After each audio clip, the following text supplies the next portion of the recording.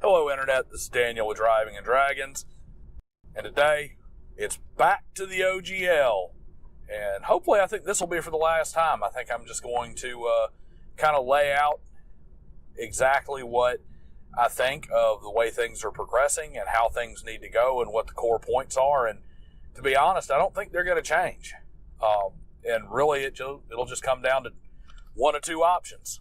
So I'll see you guys on the other side.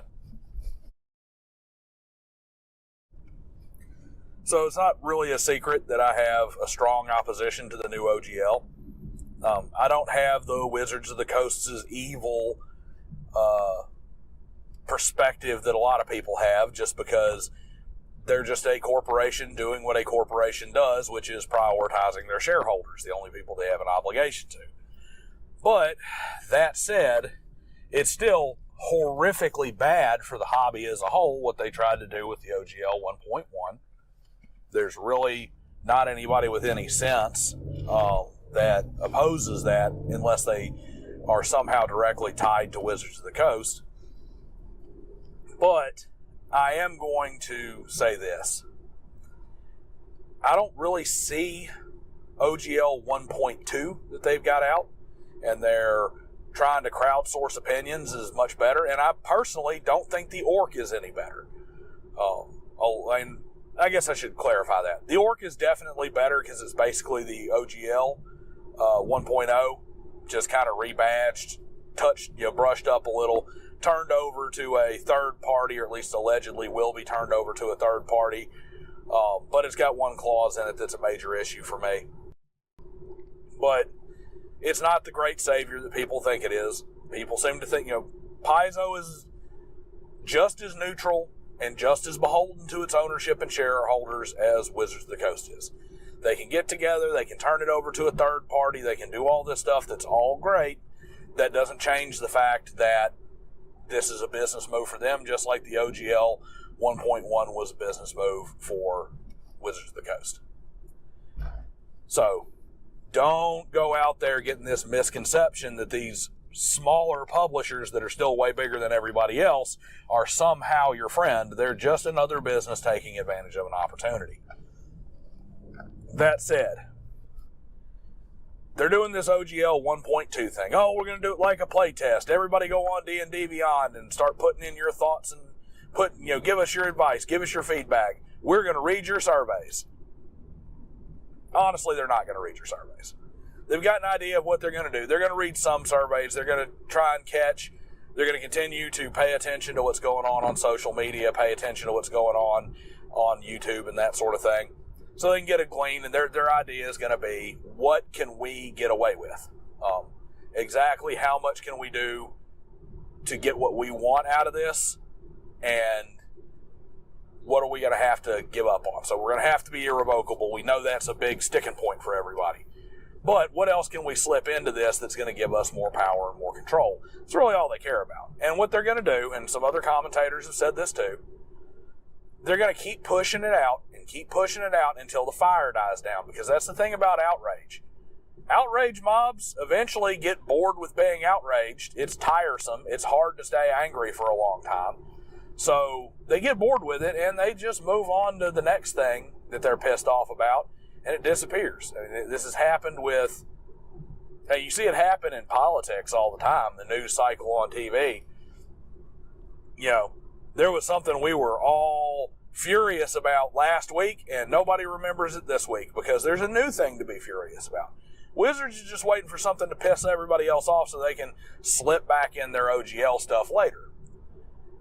And some of the biggest voices in the entertainment side of the gaming space has already capitulated to Wizards of the Coast. They're just not being open about it. Like, you look at your Critical Roles and whatnot, when they put out little milquetoast, non-committal, super neutral statements, what they're really saying is, we don't want to piss you guys off, but by the way, we already worked out a pretty sweet deal with Wizards of the Coast behind the scenes, so whatever they come out with, we're going to be like, yeah, this is cool, this is so much better, yay, we win.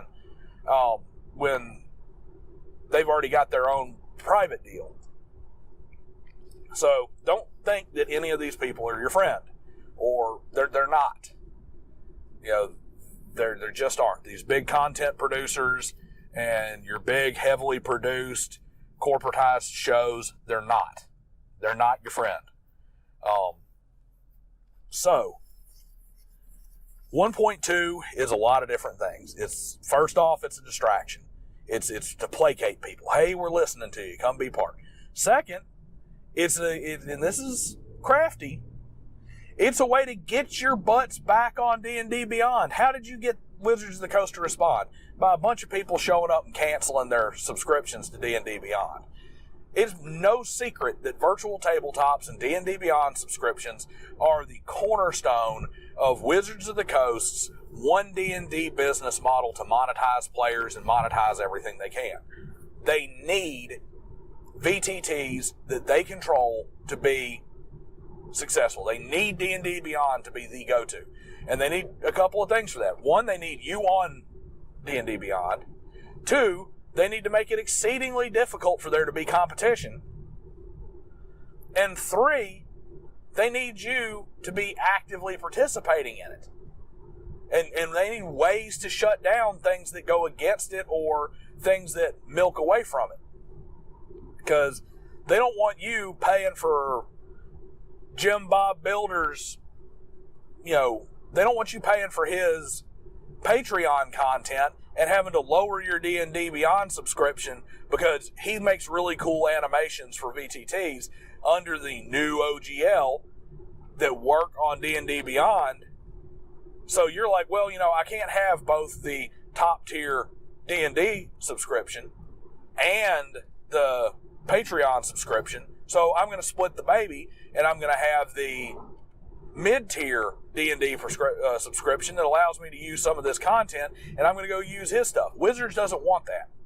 So they're going to continue to work things in that allow them to manipulate the situation so that all your money has to go into Wizards, and it's only what's above and beyond the maximum tier of Wizards of the Coast stuff that you get to spend other money on. Because as long as you got a top tier D&D Beyond and you're buying all their stuff and you got their add-ons, if you're picking up third-party content on top of that, it doesn't matter. You're already maximized. So they don't care. The rest of your money you can do whatever you want to with. They've gotten the most money that they're set up for out of you. Now, that's led to a lot of stuff with this. Like, they're distracting you to keep you from staying angry. They're trying to keep you focused on different measures in the OGL 1.2 now that are, keys are over here, jingle the keys, baby, pay attention to the keys, while they're while they're slipping stuff in on the back that are going to help them monetize this VTT situation. And to me, there's one thing that has to go, period. There's two things that really have to go. One, and I'm going to put it to you this way, this is the dangerous thing where the law doesn't matter. This is where pay to win comes in. The OGL 1.2 is loaded with stuff that basically says you waive your right to sue them, you waive your right to sue them as part of a class or part of a joint action, you waive your right to have a jury trial, you waive this, you waive that. If they screw you over, you can't sue them for it. Even if they do steal your content and produce it themselves, you cannot file an injunction against them to stop them from making money off your stuff while you're suing them. All that's in that 1.2 as it is right now. Maybe they take that away so that you can claim another win while they leave more important stuff to them in. So they're already seriously weakening your ability to go after them, because you're going to have places like DriveThruRPG that are signed on. They're signed on because they're distributing people's content, OGL and otherwise, for a bunch of different companies. Wizards of the Coast, huge part of the library over there at DriveThruRPG. And I'm telling you right now, the harder it is to sue Wizards of the Coast, the easier it is for them to knock on the door over there at DriveThruRPG and say things like, hey,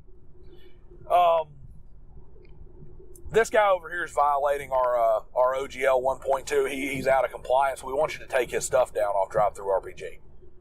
And DriveThruRPG might turn around and say, well, no, we don't think that's true. We're going to wait for litigation. We're not taking it down. And then Wizards is going to say, well, that's okay. Well, while we're waiting on litigation, we're just going to take all Wizards of the Coast content down from Drive-Thru-RPG. And we'll only sell through D&D Beyond or through our other websites or something like that. We're just going to take it all. That includes everything going all the way back to chainmail. Everything we have claim to, anything related to Legend of the Five Rings, anything related to Magic the Gathering, anything related to Dungeons and Dragons in any form or any of its precursors, all the way back past TSR to what Gary Gygax wrote on a napkin in the 70s. All of it has to come down off of Drive-Thru-RPG until we get our way. Drive-Thru-RPG is not going to do that. They're going to say, you know what? We'll take down this guy's content till y'all get through court. That guy may win, but he's bankrupt. All the hype around his third-party content is gone. He's unable to sell his stuff. Wizards of the Coast just wins by default. You know, that as long as that kind of stuff's in there, you can't support it. And then the second thing is, and I will harp on this, I will harp on it with the ORC, I will harp on it with the OGL. It is perfectly acceptable to say, if you use this for an illegal term, or you're found to be in violation of someone else's intellectual property, we have the right to revoke your ability to use the OGL. That's understandable. I go in there and start making a bunch of the Lord of the Rings stuff, and the Tolkien estate sues me. Yeah, Wizards stepping in saying, hey, you're found to be in violation of this copyright, and we're revoking your ability to use the license at all, because you've shown that you can't be trusted and that you could get us into trouble. Because we don't know if some lesser copyright's being violated by this new class you came up with. Okay? That's fine. But when you start getting into this nebulous stuff about offensive, discriminatory, hate speech, morally objectionable, once you start getting into all that kind of stuff where they have provisions that say if you do something that they deem to be hateful or morally objectionable, that they can take down your content, that agreement is no good. It sounds good. It sounds like something everybody wants, but it's no good. Because even if you have the most righteous, fair-minded, creator-focused third party in charge of the ORC, because the ORC has this language too as part of its proposal. You can have the most charitable third party on the planet running it, who would never ever say a word against a creator. Doesn't matter what you put out there. When that outrage mob starts beating their doors, it's going to become easier just to get rid of your, quote, objectionable content than it is to fight with everybody. That there is too much pressure that can be put there. As long as that's not in the OGL or in the ORC, they can put that pressure directly on the creator. I've used this example before. It's like, if you want to go out and make the Nazi marches of Poland land for Dungeons and Dragons, and it's literally a pro-Nazi, anti-Jewish, anti-Pole, anti-homosexual, anti-everything else. I mean, we're talking something that nobody but the most debased creature can think of as being acceptable. We can just not buy their stuff. You can protest them directly. The outrage mob can go straight for them and fight to get them taken down. Letters can be written to places to make sure that it's not distributed. But if it's something where it's not questionable, like for instance, take me, I'm a devout Catholic. And let's say I make a very heavily Catholic themed supplement. And that supplement includes things that some people might find offensive. All right? We'll just use a great example out of current modern politics. My supplement has abortion listed as an undeniably evil act that, forces an alignment change and is the territory of demons and devils. In my Catholic D&D supplement that I put together under the OGL, or my Catholic Pathfinder thing that I put together under the ORC. And you don't agree with it. Well, you don't buy it. Don't use it. But your outrage mob isn't going to stop me from being able to sell it to Catholics and other people who, a sizable group of people who agree with it. But if you don't like what I'm producing and you can't come to me and stop me, you just go to Wizards of the Coast or whoever's running the ORC and start demanding and beating the door saying that this is hate speech and misogyny and it's anti-woman and all this other stuff. Well, now all of a sudden I'm getting shut down by a third party just because they don't want the smoke. Wizards of the Coast does not want to see their Dungeons and Dragons core rulebooks boycotted because they refuse to shut down Driving and Dragons Catholic Dungeons and Dragons feature. Okay? There's too many ways that this can be exploited from the outside. It does not protect the creators against the cancel culture mobs, against the mercurial nature of social media. It doesn't protect us against values changing. Let's go from the other direction this time. You go under the ORC or the OGL and you create, the Rainbow Pride supplement, and it's all about homosexuality and transgenderism and racial inclusion, or it's some other great supplement that's all about, it straight up glorifies every color that's on the rainbow flag. And all of a sudden, a really devout Christian becomes the CEO of Paizo, or becomes the CEO of Wizards of the Coast, or becomes the director for whatever this nonprofit that ends up holding the ORC is. Well, sorry, we find this morally objectionable now.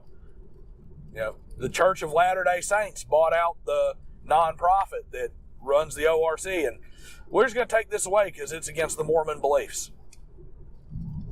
What are you going to do? There's nothing, when your old work is not protected by the changes related to the moral clause, in this day and age, what's considered moral or not moral seems to, changes on a daily basis and from person to person. So there's just not enough protection. You can't make that statement specific enough to where it can be enforceable and it can stop people from actually doing things that are wrong and doing things that 90% of the population is going to agree are objectionable or reprehensible. You can't make it that specific and make it still where you can't loophole your way around it. But if you leave it broad, there's no way that it can be narrow enough that it's not exploited. That's just how it is. There has to be too much leeway for it to be trusted with anybody else. The only thing we can accept, and this is as hard and fine a point as I can put on it, there is only one acceptable moderation for morally objectionable, discriminatory, hate speech, whatever, in an OGL or an ORC. And that is the open market. If it is that objectionable, it won't sell. Or at least it won't sell enough for that person to continue making it. And if it's not that objectionable, or if it's not objectionable to enough people, then it just needs to stay there and sell to the people who it's not objectionable to. And Wizards of the Coast, or whoever's running the ORC, can just sit there and say, well, you know what? We didn't make it. Talk to them. They used our open rules that everybody's allowed to. If a guy spray paints the N-word on the side of his Chevy Silverado and drives up and down the road yelling N-word, N-word, N-word out the window with a megaphone, you don't go sue Chevrolet because he used a Silverado to do it. You go after the guy who's hollering N-word all over the place through a megaphone. And it's got to be the same way with our hobby. We cannot allow for there to be something that is so easily abused to be in these arrangements. Otherwise, we don't need to sign on to either one of them. We just need to create our own stuff. And the best things you can do as a tabletop role-playing game consumer, if you're not a creator, the best thing you can possibly do is sit down and look at what your interests are and what the interests at your table are, and start looking at other gaming options, other systems, other things you can go find, other things that are out there. That is the best thing you could do. It's not about an OGL. It's not about an ORC. It's not about what these companies give us. It's not about staying true to D&D. Go pick up a copy of Cyberpunk. Go pick up, I've got a game that I'm going to be hopefully reviewing here soon as I finish reading all of its documentation. It's, I believe it's Colonies and Conquerors. I'm sorry if I'm getting the name wrong, but I'll be reviewing it soon.